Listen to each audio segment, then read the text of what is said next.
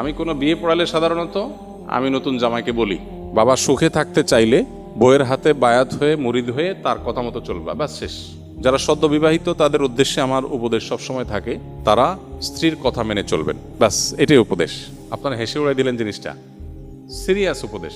এটাই হলো পারিবারিক সুখ শান্তির মূল মন্ত্র।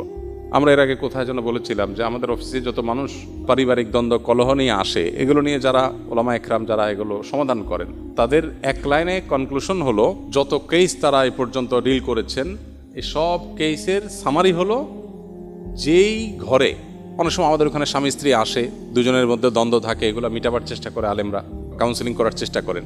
তো তারা বলেন যে যত কেস আমরা ঘাঁটছি এই নিয়ে, সবগুলো কেসের সামারি অলমোস্ট একটাই, সেটা হলো যেই ঘরে স্বামী স্ত্রীর কথা মতো চলে, স্বামীর স্ত্রীর প্রত্যেকটা কথা মানে, সেখানে কোনো অশান্তি নেই।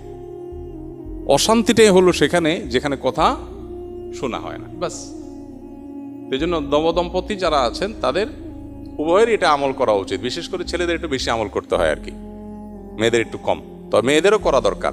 আর স্বামী হোক আর স্ত্রী হোক, যিনি জীবন সঙ্গীর কথা যত বেশি শোনার চেষ্টা করবেন, আল্লাহর নির্দেশে বাইরে বললে সেটা না, আল্লাহর নির্দেশের মধ্যে থেকে যত বেশি শোনার চেষ্টা করবেন, তিনি আল্লাহর কাছে তত প্রিয় পাত্র হবেন।